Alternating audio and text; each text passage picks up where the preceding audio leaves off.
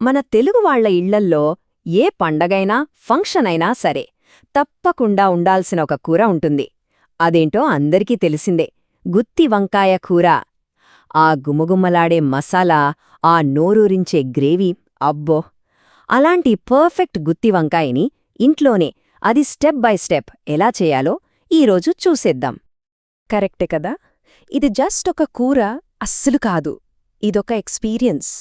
ఆలోచించండి, వేడివేడి అన్నంలో ఈ కూర వేసుకుని తింటుంటే ఆ ఫ్లేవర్స్ అన్నీ నోట్లో పీలినట్టనిపిస్తుంది.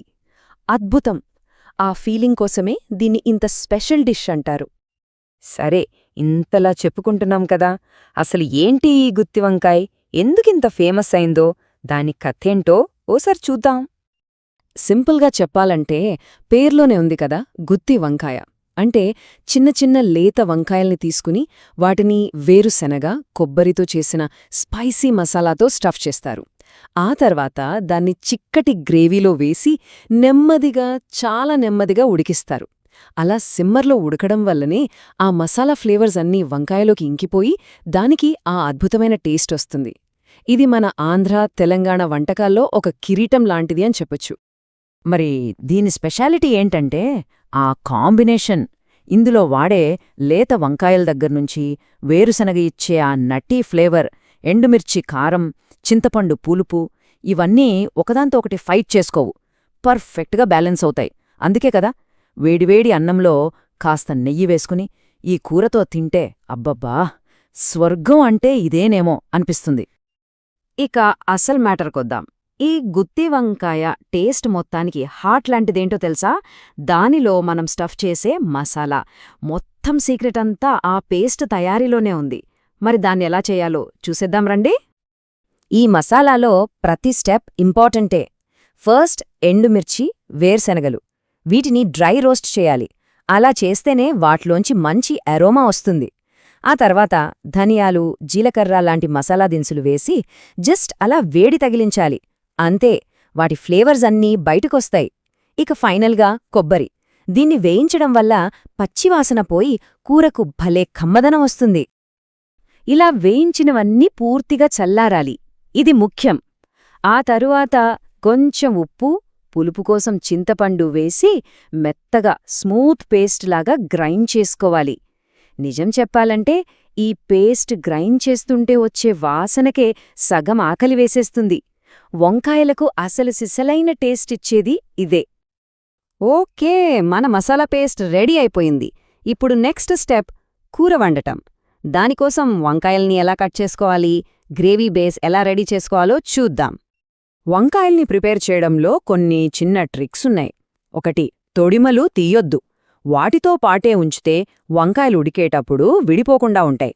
ఇంకొకటి, ఇది చాలా ఇంపార్టెంట్, వంకాయల్ని కట్ చేసిన వెంటనే ఉప్పు నీళ్లలో వేసేయాలి, లేదంటే నల్లగైపోతాయి. అంతేకాదు, వాటిలో ఉండే కొద్దిపాటి చేదు కూడా పోతుంది. ఆ తర్వాత మనం రెడీ చేసుకున్న మసాలాని కొంచెం కూడా మొహమాటం లేకుండా నిండుగా స్టఫ్ చేయాలి. ఇప్పుడు గ్రేవీ వేడి నూనెలో ఆవాలు, జీలకర్ర వేయగానే చిటపటమని సౌండ్తో పాటు భలే వాసన వస్తుంది గదా. ఆ తర్వాత ఉల్లిపాయలు, పచ్చిమిర్చి, అల్లం వెల్లుల్లి పేస్ట్, ఇవి గోల్డెన్ బ్రౌన్ కలర్ వచ్చే వరకు వేయిస్తుంటే ఆ వాసనకే ఇల్లంతా నిండిపోతుంది. మన గ్రేవీకి టేస్ట్ బేస్ ఇదే. ఉల్లిపాయలు వేగిన తర్వాత సన్నగా కట్ చేసిన టమాటాలు వెయ్యాలి. ఇవి పూర్తిగా మెత్తబడి గుజ్జులా అయిపోవాలి. ఈ టమాటాలు మన గ్రేవీకి మంచి కలర్ ఇవ్వడమే కాదు, ఒక నేచురల్ పులుపును కూడా ఇస్తాయి. గ్రేవీ చిక్కబడటానికి కూడా హెల్ప్ చేస్తాయి. ఇప్పటిదాకా మనం చేసింది ఒక పార్ట్ అయితే, ఇప్పుడు జరగబోయేది అసలైన మ్యాజిక్. అన్ని ఫ్లేవర్స్ని ఒక్కచోటకి తెచ్చే ఫైనల్ స్టెప్ ఇది. మనం స్టఫ్ చేసి పెట్టుకున్న వంకాయల్ని గ్రేవీలో చేర్చి నెమ్మదిగా ఉడికించే సమయం వచ్చేసింది. చూడండి, మనం స్టఫ్ చేసుకున్న వంకాయల్ని గ్రేవీలో చాలా మెల్లగా పెట్టాలి. ఓ 2-3 నిమిషాలు అలా వేస్తే వాటి స్కిన్ కొంచెం గట్టిపడి మసాలా బయటికి రాకుండా ఉంటుంది. ఆ తర్వాత మిగిలిన మసాలా పేస్ట్ ఉంది కదా, అది వేసేసి కొద్దిగా నీళ్లు పోసి మూతపెట్టేయాలి. ఇక అంతే, సన్నని మంటమీద నెమ్మదిగా ఉడకనివ్వాలి. ఇక్కడే చాలామందికి ఒక డౌట్ వస్తుంది, వంకాయలు ఉడికాయో లేదో ఎలా తెలుస్తుంది? మరీ ఎక్కువగా ఉడికిస్తే ముద్దయిపోతాయి, సరిగ్గా ఉడకకపోతే గట్టిగా ఉంటాయి. సో పర్ఫెక్ట్గా కుక్ అయ్యాయని ఎలా కొనిపెట్టాలి? దీనికి సమాధానం చాలా సింపుల్. ఒక చాకు తీసుకుని వంకాయ తొడిమ ఉంటుంది కదా, దాని దగ్గర గుచ్చి చూడండి. అది వెన్నలో కత్తి పెట్టినట్టు ఎలాంటి రెసిస్టెన్స్ లేకుండా ఈజీగా లోపలికి వెళ్ళిందంటే వంకాయ పర్ఫెక్ట్గా ఉడికినట్టే. ఇంకో ఇండికేషన్ ఏంటంటే నూనె పైకి తేలి గ్రేవీ చిక్కగా కనిపిస్తుంది. అంతే, ఘుమఘుమలాడే మన గుత్తి వంకాయ కూర రెడీ.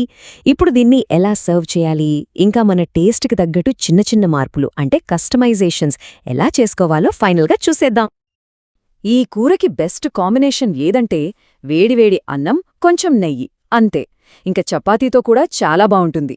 ఒకవేళ స్పైసీగా తినాలనుకుంటే పచ్చిమిర్చి కొంచెం ఎక్కువ వేసుకోవచ్చు. కానీ ఒక విషయం గుర్తుపెట్టుకోండి, కారం మరీ ఎక్కువైతే ఆ వేరుశనగ ఫ్లేవర్ డామినేట్ అయిపోతుంది. సో బ్యాలెన్స్ చాలా ముఖ్యం. ఇక ఫైనల్ టచ్, దించే ముందు ఫ్రెష్గా కట్ చేసిన కొత్తిమీర్ని పైన అలా చల్లండి. ఆ వాసనతో కూర టేస్ట్ నెక్స్ట్ లెవెల్కి వెళ్ళిపోతుంది. చూడ్డానికి కూడా చాలా బావుంటుంది. చూశారు కదా, పర్ఫెక్ట్ గుత్తి వంకాయ కూర చేయడం అంత కష్టమేమీ కాదు. మరి మీ ఇంట్లో రాబోయే స్పెషల్ ఒకేషన్కి ఈ అద్భుతమైన వంటకాన్ని చేసి అందర్నీ సర్ప్రైజ్ చేయబోతున్నారా? ఈసారి తప్పకుండా ట్రై చేయండి.